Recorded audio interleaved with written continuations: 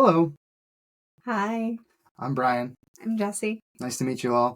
Yes, nice to meet you. Thank you guys for watching. We're going to share a little bit about ourselves and what our goals are and what our hopes are for our podcast. Jessie, do you want to start off by telling them a little bit about yourself? Certainly, thank you.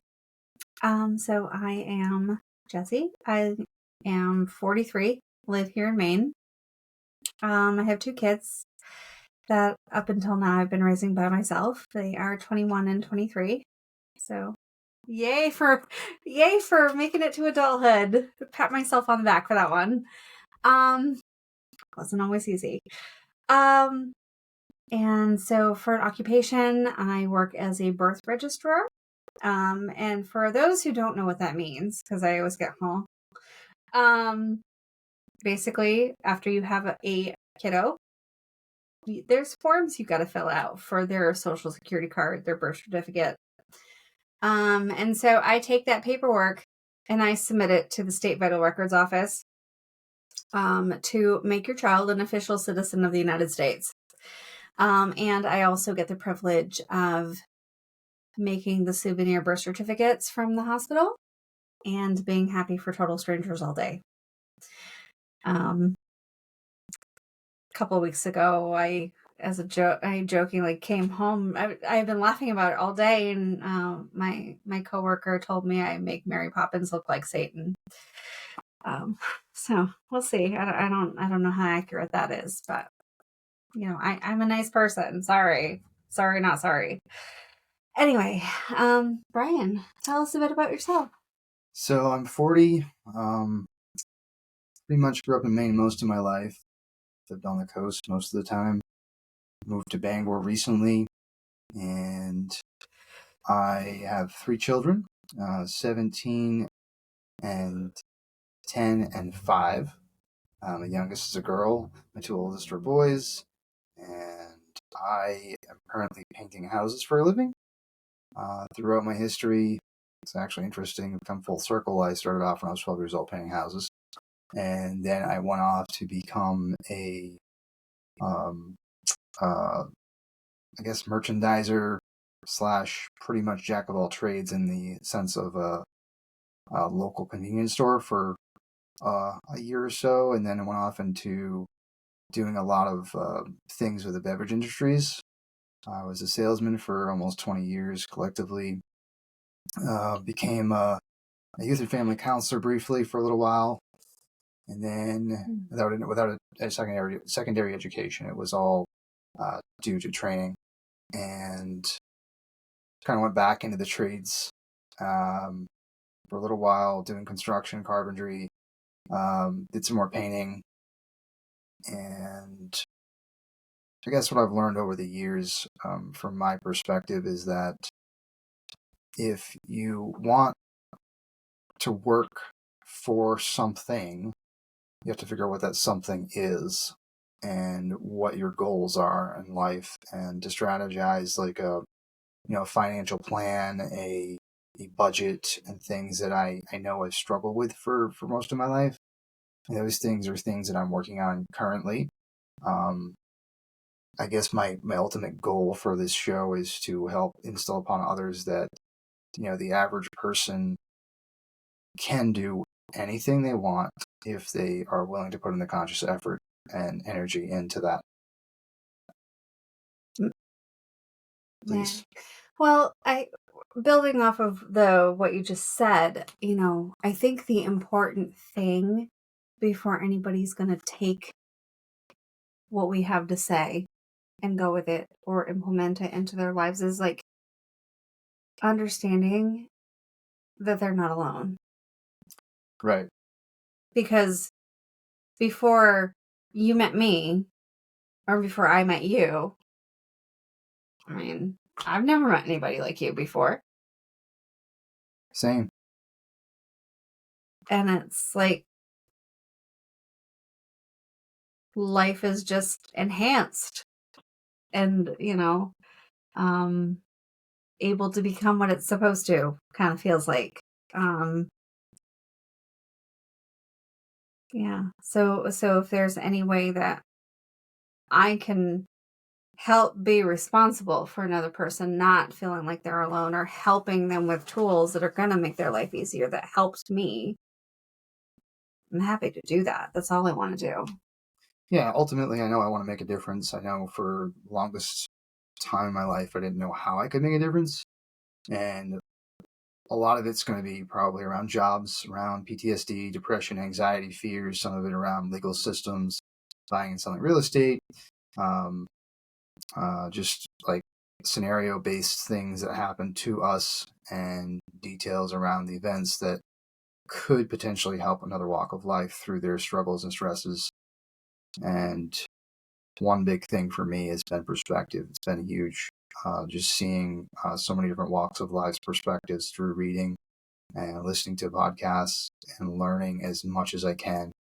I think now in this day and age, we have the ability in America to literally do anything if we set our goals towards that.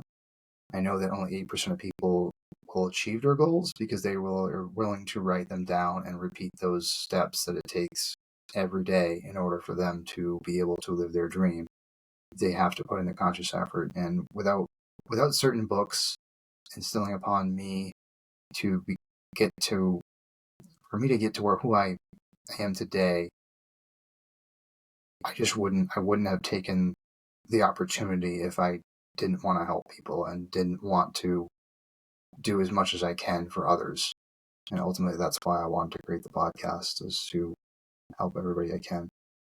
In ways that you and I were helped.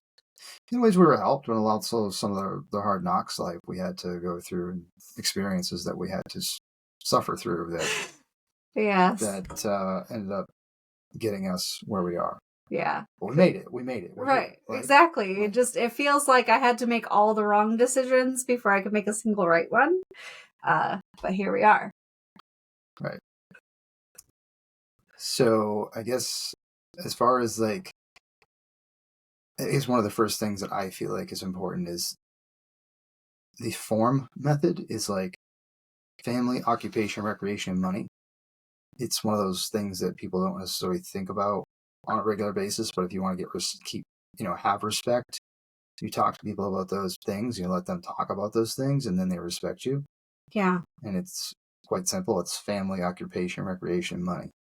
And even though those things are simple, but it's the things you're doing every day that, you go to work and earn a paycheck, but you have to come home with your family and do the right things to make sure that they live a happy, healthy life. And it's how you do it. And that's totally your prerogative. It's your method to motivate your mind. But, what incentives do you have to get out there and go the extra mile? What's going to make you tick? What's going to make you want to do something that you've never been able to do before? It's to set that goal and set that dream and then put your effort into that. Right. I mean, and that's going to look different for everyone. Right. I would never feel like I'm forcing another person with do it or else. Do it this way because it's the only way, or do it because you have to. What motivates me is not the same thing that motivates Brian. That's not going to be the same thing that motivates you. And what I feel in my experience with that is I grew up with a lot of people, not naming names, not blaming anybody, and it's definitely not to blame them, because you do what you can in the way you know how. Right. It's just I spent a lot of my life being bombarded with everybody else's opinion and everybody else's way of doing things, and all it resulted was in me not feeling good enough ever, when I just needed someone to tell me you're different and that's okay. Yeah, and I think a lot of times I know for me, habits got the best of me a lot in life. Like I suffered through 25 years of addiction to gambling, so I lost over $500,000 of my life. So it's now looking back at life and saying, what happened? Well, root cause analysis now is not knowing how to cope. I didn't have any coping skills. I didn't have emotional awareness. I didn't know how to use my five senses and do the things I needed to do to keep myself grounded and educated in a sense where, depression, PTSD and anxiety does get the best of us at times. It's like, how do we mitigate that? How do we alleviate some of that stress off of other walks of life? If they're seeing two people on the screen now watching us and saying, yeah, these two people have experienced 83 years of life and they're learning and growing just like everybody else is. But, if we can tell you how our scenario went and stop even prevent you from living 20 years in hell or better, then I've done something right. And that's what my goals are, is to try to help people that are going through a lot of hell loops that they don't need to suffer through any longer. I think that one of the things I feel like is one of the best lines from a book is, you become what you think about most of the time. It's a famous line in the book, Think and Grow Rich. And if you're thinking ill thoughts, you're basically thinking in the hostage scenario. You're held a hostage in your own mind. So if you can get a hold of your thinking thoughts, then you become healthy and wealthy. It's kind of interesting that the book's called Think and Grow Rich, because if you can think, you can become healthy and wealthy because you're taking your thinking thoughts and putting them towards a goal of your choice. Right. And are you wealthy with Knowledge, money? at the same time, Whatever it is you decide, really. But if you're set, like, let's put it this way. So 3 words in the English language that have the most meanings is run, set, go.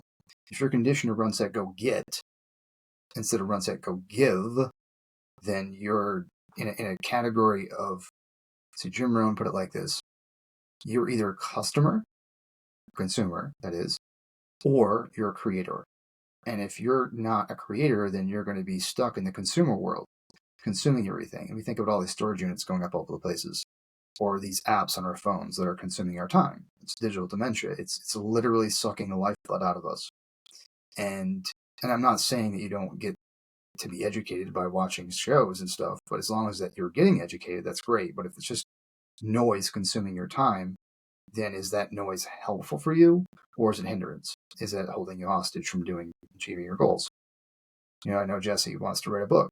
It's like, what is her target? Where does her book get published? I know a guy that a friend of mine, he wrote this book. It's called Who the F Are You? And it's on Amazon, and Amazon's willing to print 1 copy at a time. And it's probably the cheapest way to publish a book. And if the details are something that interests you, I can find them out and get them to you if you're listening to this. It's really interesting to see how other walks of life that, start with an idea and they've created a whole lifestyle. I know that the book Think and Grow Rich has over 500 different walks of life's perspectives of how they did things, and whether it was wrong or right, how they got through those obstacles and made life happen for them. And it ranges from Tesla to Edison to Henry Ford. Like, every one of these people had just as much area specific knowledge as anybody did. And they took the time to learn, and they taught themselves, but they also had something I think a lot of us take for granted, and that's respect for our own identities, respect for other people, and knowing that other people have valuable things to offer. We just have to learn to listen. I mean, God gifted us 2 ears to listen, and we're talking twice as much as we listen. And yeah, Right. 2 ears, 1 mouth. right. We need to act accordingly. Sometimes. Yeah. It's hard to do. I had to listen to people like Brian Tracy, and I turned my car into a learning machine. I had to stop the habitual stuff. Like, yeah, I listen to music all the time, but is the music actually a hindrance, or is it helping? If I'm repeating all this music, like, okay, yeah, I learned thousands of songs. Great. but is it educating me? Is that helping me in the long run? Like, you repeat all this stuff, it's like what you're repeating. It's like what you're putting in your mouth is what you're going to reiterate out in the public. And it's And, hard. yeah, I'm sorry to interrupt. No, you're fine. Okay. Well, building off of what you said, I mean, everybody has the things that they need to do on a regular basis to be okay. You know what I mean? So you're a person who works with the logical brain. Whereas I am a person who is like nurturing and head up in the clouds sometimes. And I love listening to music because it helps me process the emotions that I'm experiencing, or just to give an example, like one thing I want to include in the book, one of the books that I'm working on right now, is a playlist that will go along with that book for you to listen to while you're reading it. Because for me, music in movies, in film, in shows, you know, it's an enhancement of what's happening in front of you. And maybe it's because I'm a person who feels like I need all of that. I need all of that stimulation to be able to focus on what's happening in front of me. Reading this book, watching this show. I mean, even sitting at my desk trying to complete my work, I need music on because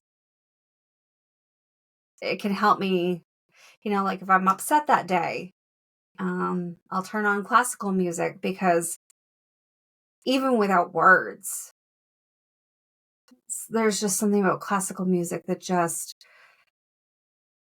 evokes Feelings? yeah, not just even feelings though. Like I can create a whole situation just on how I'm feeling from that song I'm listening to. So for you, that works. And for me growing up, it was like, I just heard words. Like, it was just words. And I didn't have a connection because I didn't even understand a single song I was listening to. I would just hear these words. I mean, if somebody spoke to me, it was like I would get so fixated on a word that it would stop me dead in my tracks from learning anything. And it was challenging at times to learn. I know I had a lot of learning difficulties in some sense when it came to words, and educating myself as an adult was probably one of the hardest things I could have done. The last collectively 7 years, I had to re-educate myself, and thanks to people like Jim Rohn, who also utilized the book Think and Grow Rich, he said, you know, if you want to read a good book, read the dictionary. I mean, that's reality. We're living in a world that is, I mean, we're built off the English language. Like, if we don't understand it, then it's hard to expect anybody else to be able to comprehend it and deliver messages to the world that everybody understands. Right. And I have read in several resources that the English language is literally the hardest one on the planet to learn. Because you can look at the word read, R-E-A-D, and also it's supposed to be pronounced read if you read something. Like, there's this so many meanings and pronunciations for the same thing. Yeah, run, set, go are the most meanings. And it's hundreds. It's ridiculous. Yeah, it's beyond ridiculous. I mean, how are we supposed to know which end is up? Right. If we can't even get a hold of the words we say every day. I know, it's like, for me, getting through my addiction, like the word faith, I could not give myself to a higher power in faith. I lost faith over 25 years ago. Like, I didn't have faith for 25 years because I lost 3 grandparents all within a month and a half span of time, and it just ruined my ability to function. Basically, I was a child that got ripped away from, my family in a heartbeat that I had no control over, and I had to figure life out at a young age. And it's one thing to process it as an adult. It's one thing to process one death, but to process three and then go to school and tell your teacher that this is why I didn't do my homework, and then for her to think I'm lying to her because she didn't believe me. Like, my mom had to tell her when I came for a parent teacher conference, like, it's like, nobody, I don't know, like, how do you get a message to the teacher without telling them the truth? Like, you try to tell them the truth, but they weren't listening. It's like, I don't know, there's certain things in life that happen that, I don't know, like going from school, going home was a different lifestyle versus going to school. Like, education ended when I went home. Like, I basically turned my listening ears off because at home it was not fun. Like, I don't know what to tell you, but it was my hearing or the ability to turn my hearing off and drown everything out because I was so belittled and I felt like I was not worthy enough. Or I say that, but it's only at certain times, certain aspects of it. I mean, I had a fairly decent childhood. My mom was home most of the time. But I mean, I suffered through seeing people that got severely hurt. I suffered through getting hurt myself, mentally, physically, emotionally, and I never had the ability to go to counseling back then because we didn't have insurance. Mm-hmm. I didn't have tubes in my ears until I was an adult. So a lot of the things that I feel like I was able to learn over the years, it kind of happened in the last 6 or 7 years mostly. I don't know if it was due in part to getting tubes in my ears, if that really helped um, turn things on, but I also used to read lips. Well, it makes sense. I mean, when one sense is dulled, the others are even more heightened. So that, you know, auditory processing might not have been the way that it should have been fundamentally. So sure, you learned all these different tools about how to hear people or process what you're experiencing. And then getting the tubes in your ears can, I think through conversations, we've likened it to drinking out of a fire hose. You're just like taking in everything all at once. COVID-19 actually helped me, I think, because I was so uh, destined, I guess, at the time before to read lips. I read lips. I did what I had to do to make through my job. But at the same time, I didn't hear very well, and it was me reading lips. And then like, half the words I thought I was listening to wasn't even real. And it was like, I, when I went back to read the dictionary and learn other words and learn words that I had in my head, it was like all the words were literally wrong. Like, they were jumbled up, and I had 8 concussions in my life. I don't know if that had a lot to do with it, but I had to relearn English. I had to relearn how to speak. I had a stuttering problem for a long time. I don't know if it was also due to a part of a self-image issue, but I was sexually assaulted as a child by a female, and it made me have a very low self-image most of my life. I didn't feel like I was attracted by any means, and I didn't feel like I liked my own body. I still have a problem with that. Um, going to the beach, like, I would never take my shirt off the beach. Even now, I wouldn't. I don't have that. I guess self-image to want um, to go on this uh, path, I guess, of enlightenment or learning. It took a lot of reading, a lot of mostly listening through audio. Oddly enough, my reading comprehension is very stinted, I guess. I don't comprehend the things I read. I only comprehend the things I can listen to audio. So I don't know, it's just a learning curve from my perspective that other people may or may not have to struggle with, that they learn through audio, and they also learn through repetition. And that's why songs are so easily influencing other walks of life. I mean, I have to thank people like Jelly Roll and Eminem and Tech Nine and And people that have DAX like lately, it's just music that has really inspired me to want to push myself to that next level, to find something within me that that helps me choose, to make a great day. Like Jessie helped me instill upon me, like, you can't just have a good day. You actually have to make it. You have to make the effort. You have to put in the effort to work. I remember when I said that to you the first time, and you were like, "Huh?" Yeah, it was just like, eye-opening. yes, Yeah. like it was the first time you came over and you went to leave, and I said, "Make a good day, make a great day," and you were like, "What? Make a good day?" I was like, "Yes, you're not entitled to wake up and just have a good day. It's not going to be handed to you. You need to put in an effort and decision-making abilities to create the day that you want to have." I mean, sure, there's a lot of stuff out of our control, but as much as we wish we could, we don't wake up and piss excellence every day. So it's just not going to happen that way. I'm sorry. Yeah. It's just, I don't know, some little nugget that I picked up along my journey, and I have taken it to heart, and I share it as often as I can. The good points, like you just mentioned journey, like certain music, like I just think about Bon Jovi and You Can't Stop Believing, like, and then Led Zeppelin, Staircase to Heaven. Like, how do you take things like that music and add that into what people are thinking about and are trying to deliver a message to the world? We're just not paying attention. I love you, but Bon Jovi did not sing Bon Don't Jovi. Stop Believing. No, Bon Jovi sang.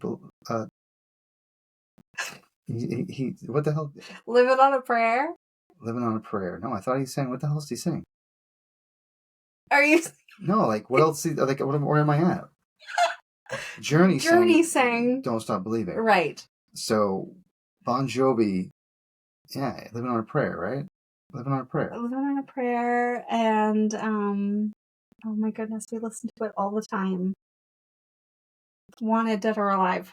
Yeah, that was another one. But I feel like it's like all this music though. It's like it has some messages, but were we listening to the music? It's like I listen to some of the music, but what does it mean? Yeah, I mean, Don't stop believing. Well, don't stop believing what? Like, don't stop believing you're a unicorn. Right, I mean, but it could be anything. Well, that's just it. So that imagination. Think it. Yeah. So I got a story for you. So I listened to this TED Talks thing, and it was this 12-year-old boy that had to take care of his little sister, and his little sister and him had a bunk bed. His little sister climbed at the top of the bunk bed, and he left the room for a minute.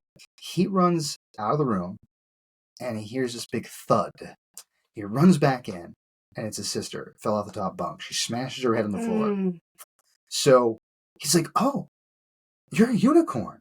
You're going to get up there and do it again?" So his reaction made her jump up, get back up on the bed, and pretend to be a unicorn.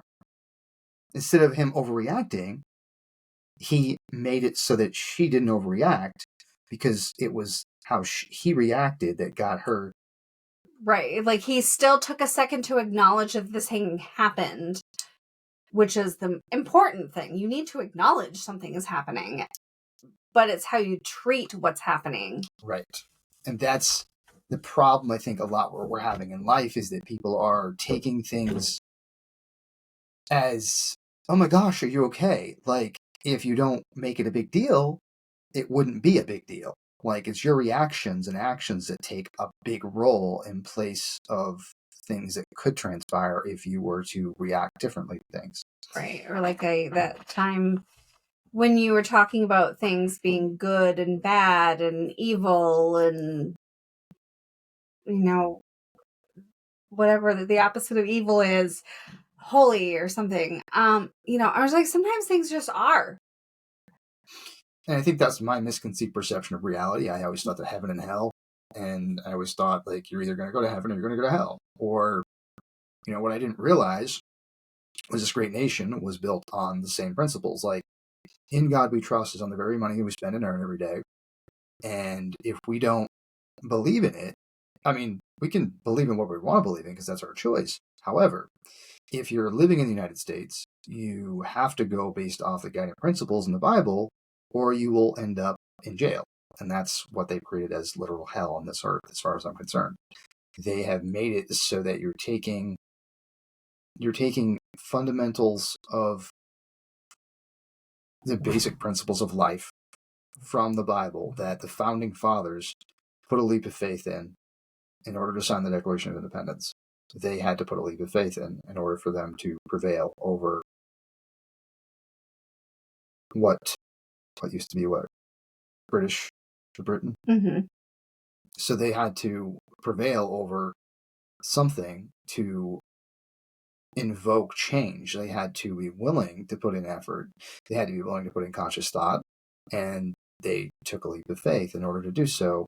It took, was it 56 men to sign the Declaration? 52. I have no idea. That is not anything So I was ever like, interested in learning. How and where does humanity look at the good concepts of history, right, to make change happen for humanity?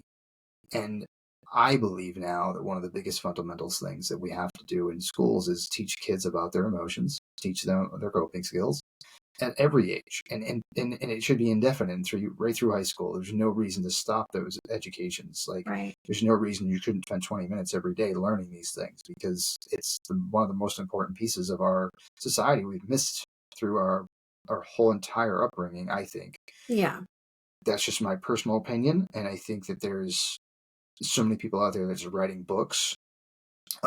Daniel Goleman, his emotional intelligence book, Emotional Intelligence 2.0 on YouTube. Daniel Goleman actually went on a show called Impact Theory. And Tom, do you think you're reading Impact Theory? It's made a great impact in my life. It has a lot of details, a lot of information. You pretty much can Google anything and research just about everything, whether it's TED Talks or on different shows. Lewis Howes, another great podcast that I've learned a lot of different things from different walks of life. Him bringing people on like Bob Proctor. He also utilized the book Think and Grow Rich. People like Tony Robbins, great motivational speaker, and has inspired so many different people, and he utilized the book Think and Grow Rich as well. Yeah, I haven't seen any of those. I've learned what I needed to learn, or what brought me on this journey and where we are today, because I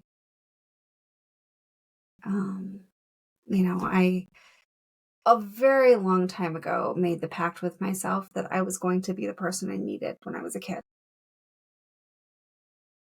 And that's one of the biggest things, that to know who you are, like, right, self-inventory.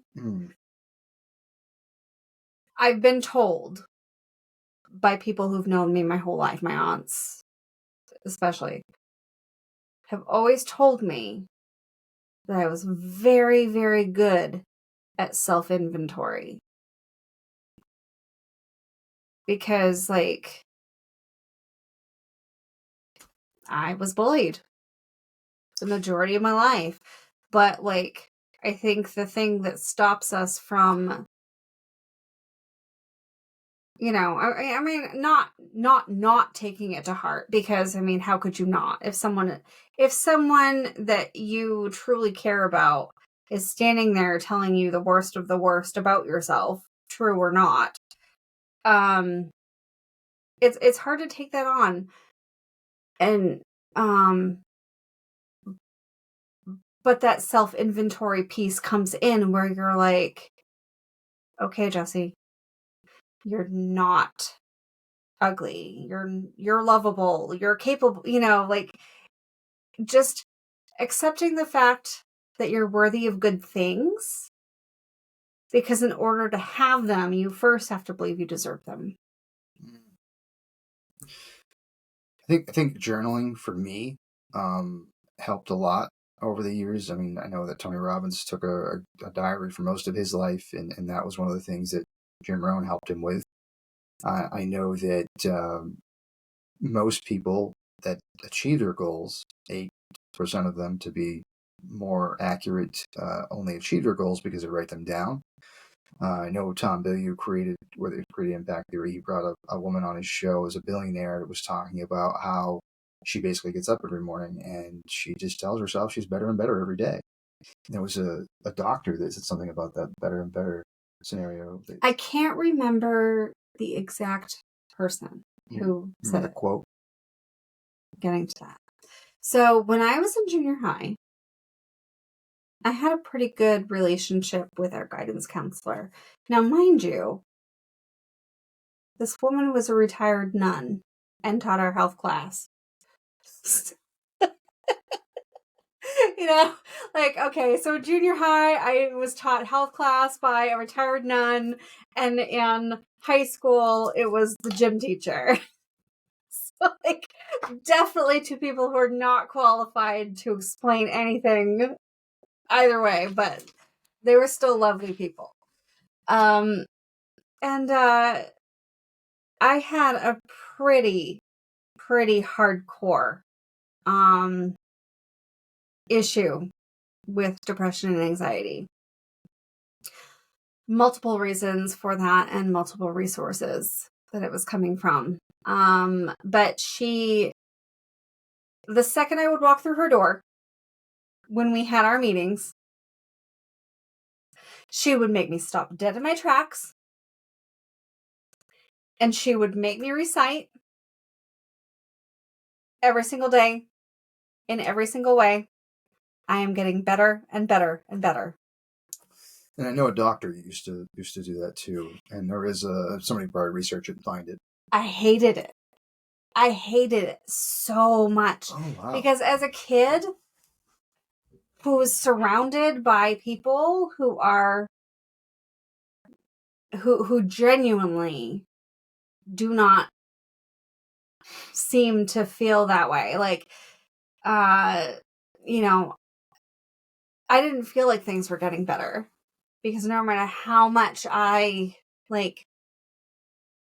projected out what was happening, like nothing was getting better. I wasn't getting better. The bullying was still continuing.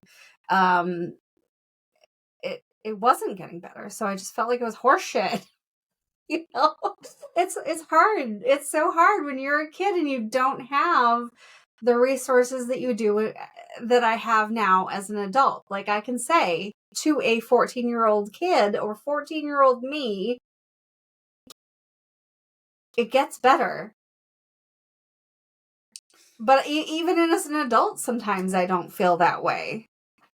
I think hard too, like at 14, I know for me and most kids at 14, they got it all figured out. They already know what life's going to look like. They're just going to go to work and they're going to earn all this money. They're going to have all this gimme, gimme, gimme, I want, and they're going to have everything they need. The problem with that is you can do that, but you're going to be a slave to money. A third of what you make every day goes to Uncle Sam. And you have a choice to go to work every day and give a third of what you make away. Or you have to find a way to make enough to supplement the taxes that we're having to pay every year. And it's kind of sad. You have to think about 3 months out of the year. Actually, was it 3 months? 3 months, right? A third. Thinking 4 months. That's a quarter. 4 months. Every 4 months. Every 4 months is a third. You got to take every 4 months, and literally you're working for free. You're working those 4 months for nothing. That's reality. So, yeah, I mean, it's great if you want to work all your life. However, that's an amazing perspective, and I'm mad now. Yeah, I mean, that's legit. Sometimes you just have to be told these things. Like, what? I'm angry. Like, I know you said this to me before, but I'm legit mad. And it's really a sad topic, but that's reality, and that's the thing. But it's also like we need to adopt principles from other cultures to make our culture healthier and happier. Like, the 13 guiding principles in the book Think and Grow Rich is the 13 guiding principles to life. Like, if you learn those and you repeat those things over and over again, you're going to be like Tesla, Edison, and everything else. Like, think about, we could be a multi-planet ecosystem if we teach our people how to think rather than how to be controlled. Let's not tame America, let's train America. Training America takes time and energy and effort. But if they're not willing to train us, then who's going to? That's where me and Jessie come in. Because we've had 83 years of life experience, plus we've got to read and listen to other audiobooks that are literally people who spent thousands and tens of thousands of hours, which is now in our brains. And we're going to try to interview people that also have that education that may not be a superstar or a model or some famous person. However, it'd be nice if we could. Eventually we probably will. And it's like, it's one of those things that, yeah, I'd love to have people like Jelly Roll or Jordan Peterson or Will Smith. Like, he's like my like high school like hero. Like, I always loved watching Fresh Prince and like Independence Day and like all those really action packed movies that Jerry Bruckheimer puts out. It's just amazing how many people had to come together to help people in all the bad weather. I mean, all these people have things and methods to motivate people, but are we actually stimulating minds if they're not learning? What are they doing? They're just going through the motions every day. They're going to work every day, get up, have your cup of coffee, repeat habit mode until Joe Dispenza came on Impact Theory and shared his habit for 17 minutes, his habits, like how we get out of the habitual behavior.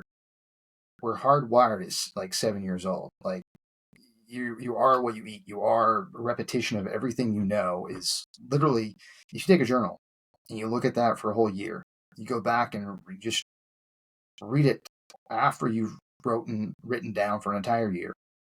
You rewrite it, or like write down another year.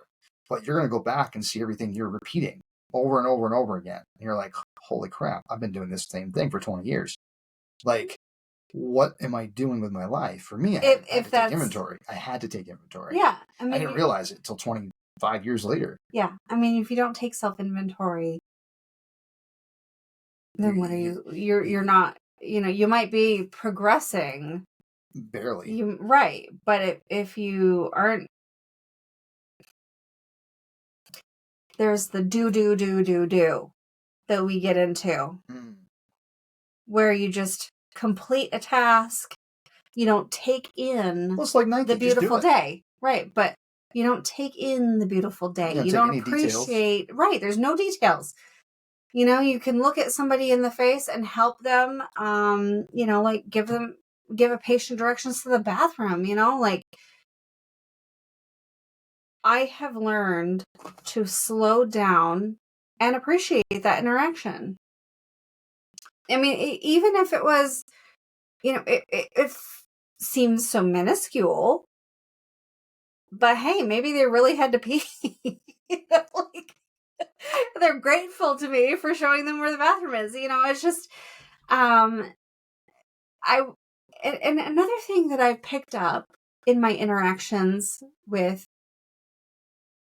the public, patients and just working in healthcare at all.